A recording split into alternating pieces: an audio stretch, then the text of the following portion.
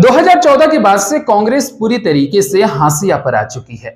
आज बीजेपी के सामने कोई भी पॉलिटिकल पार्टी इंडिया में सेंट्रल पॉलिटिक्स के लिए टिक नहीं पा रही है। वहीं दूसरी तरफ बीजेपी खुद को दुनिया की सबसे बड़ी पार्टी बना लिया है।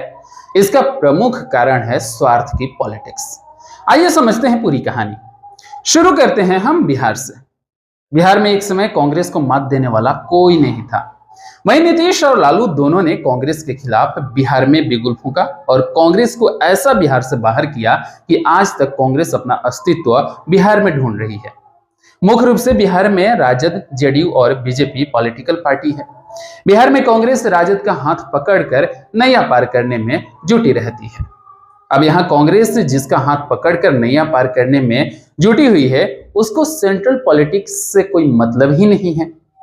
यहाँ लालू के बेटा तेजस्वी को बिहार का मुख्यमंत्री बनना है। लोकसभा के चुनाव में उनकी पार्टी जीते हारे कोई फर्क ही नहीं पड़ता है, क्योंकि पता है कि वह जीतने के बाद भी प्रधानमंत्री तो बनेंगे नहीं। तो उन्होंने पूरा का पूरा ध्यान 2025 के विधानसभा के चुनाव पर दिया है। आपने हाल ही में देखा होगा कि तेजस्वी ने पूरे बिहार में यात्रा निकाला था। यात्रा का मुख्य उद्देश्य था 2025 का विधानसभा का चुनाव। तो लोकसभा के चुनाव में क्षेत्रीय पार्टी ध्यान ही नहीं देती है। अभी आपने पूर्णिया में देखा होगा कि किस तरह से तेजस्वी ने कहा कि या तो इंडिया या एनडीए को जिताइए, लेकिन निर्दलीय यानी कि पप्पू यादव को नहीं जिताइए। इसका सीधा मैसेज क्या जाता है कि तेजस्वी यादव को जितना नहीं बल्कि किसी पार्टी या किसी कैंडिडेट को हराना है। वही कहानी उत्तर प्रदेश की है। वहां भी मायावती और अखिलेश यादव को मुख्यमंत्री बनना है। इधर बंगाल में ममता बनर्जी को मुख्यमंत्री बनना है। मतलब किसी को भी रुचि नहीं है लोकसभा के चुनाव में। जो मेहनत करेंगे वो सारे के सारे अपने विधानसभा के चुनाव के लिए तैयारी कर रहे हैं। अब देखिए, जहां सिर्फ बीजेपी और कांग्रेस है, उन राज्यों का भी वही हाल है। अब मध्य प्रदेश में देखिए, वहां कमलनाथ को मुख्यमंत्री बनना है। राजस्थान को देखिए, राजस्थान में सचिन पायलट और अशोक गहलोत को मुख्यमंत्री बनना है। उन लोगों को पता है कि अगर हम जीत भी जाते हैं लोकसभा का चुनाव, तो हम तो प्रधानमंत्री बनेंगे नहीं। तो उनकी जो भी पॉलिटिकल एक्टिविटी है, स्ट्रेटेजी है, वो सिर्फ विधानसभा के चुनाव के लिए बन रही है। और इसी के कारण सेंट्रल में सबसे ज्यादा विपक्ष अभी कमजोर है।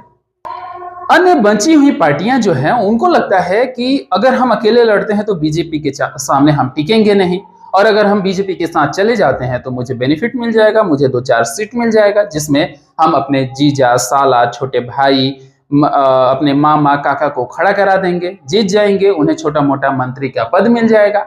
बस यही कारण है कि बीजेपी वर्तमान में सबसे मजबूत है। बाकी उनकी अन्य नीतियां हैं, जो नीति पर वो चल रहे हैं, लोगों को अपने तरफ आकर्षित कर रहे हैं, वो अलग बात है। लेकिन जो पॉलिटिकल एक्टिविटी है, जिसके कारण विपक्ष अभी वर्तमान में सबसे ज्यादा कमजोर है, इसका यही कारण है कि जो भी विपक्ष के साथ में हैं, उनको लोकसभा के चुनाव से मतलब ही नहीं है।